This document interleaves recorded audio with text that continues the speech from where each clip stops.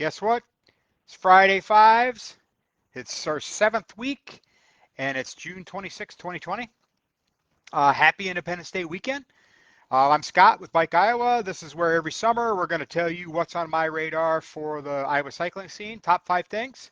Number 1, Shoreline Fat Biking. Here at Bike Iowa, we've all been fans of fat bikes for years. They extend the riding season through the winter and often take you to places where normal bikes just can't go. So this morning I took a little time off, took 2 laps around Saylorville Lake shoreline with a couple of friends. Why am I telling you this? First of all, a fat bike can take you many places, including the gorgeous scenery of a lake setting. So there's a challenge of riding around the shoreline with rocks, shale, sand, mud, brush, water, and just kind of thinking ahead, picking your lines. The shoreline of a lake constantly changes. One day you can ride a small crossing. The next day that same crossing might be knee deep with water.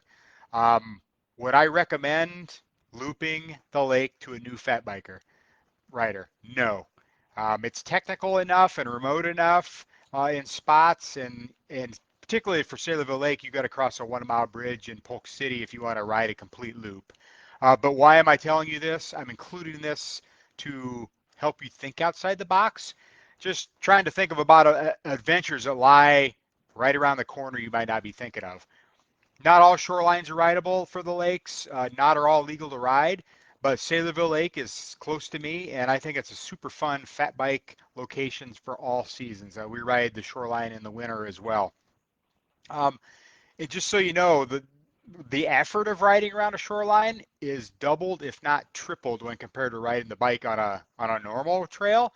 It's just harder because all the terrain changes and all the hand-eye bike coordination you have to do to kind of keep it balanced and get around this rock and that log and this stick, and it just takes more effort. So my total 2 loops totaled 34 miles, so 17 miles a lap.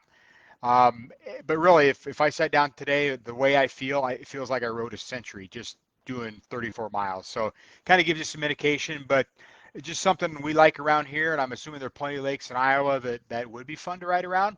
And again, each week changes with the elevation or the highness of the water, the mud, the rain.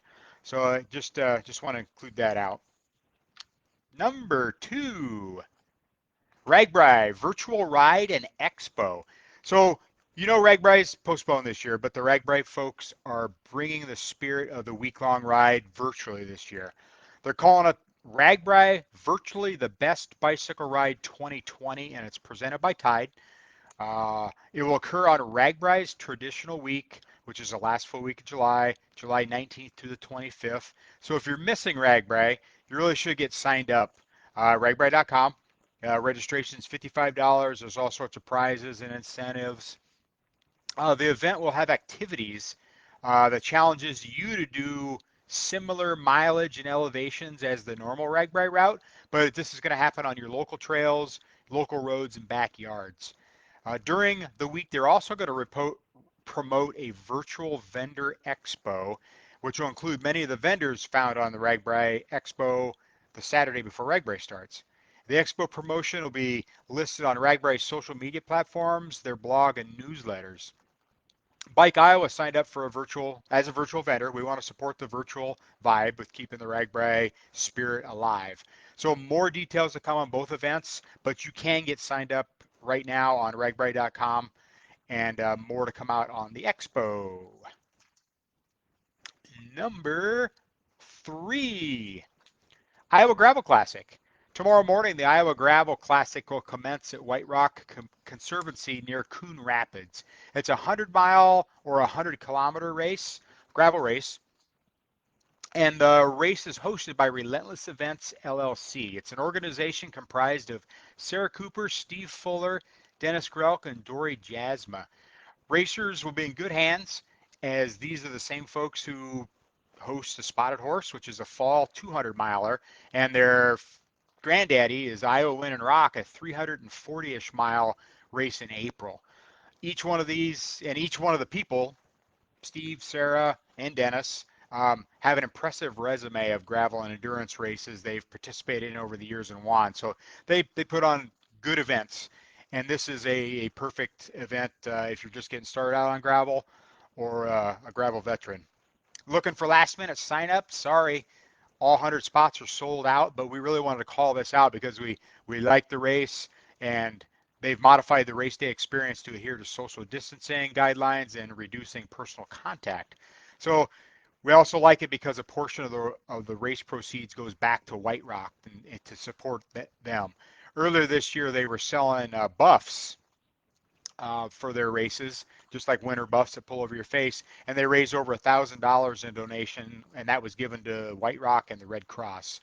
The Relentless Events team is looking forward to seeing everybody tomorrow and at the Spotted Horse and Iowa Wind and Rock, which are scheduled still in October.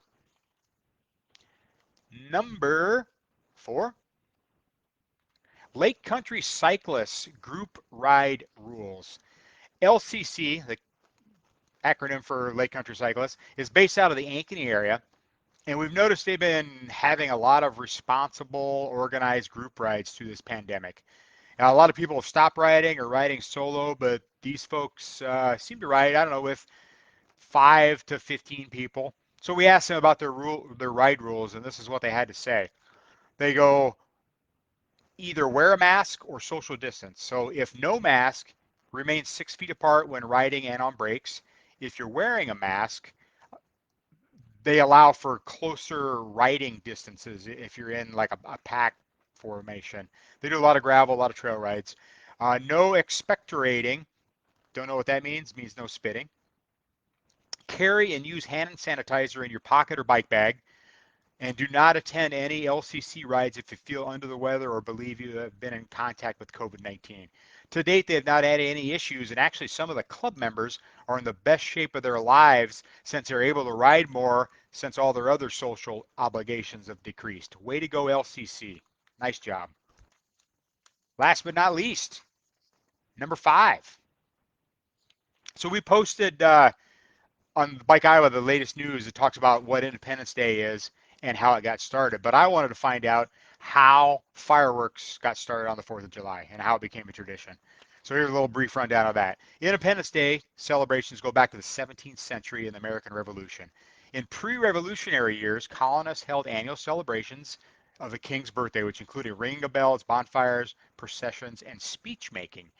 After Americans separated from Great Britain, Independence Day celebrations included concerts, bonfires, parades, and the firing of cannons and muskets.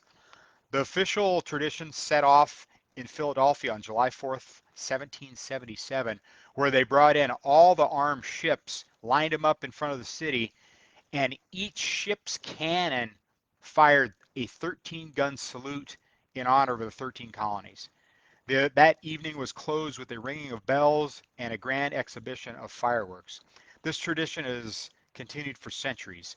So tomorrow night, July 4th, and we usually celebrate by riding with a bike ride from Ankeny to Slater on the High Trestle Trail. Usually enjoy some beverages at Nighthawk with friends, and we venture out, grab a blanket, and watch the fireworks front and center.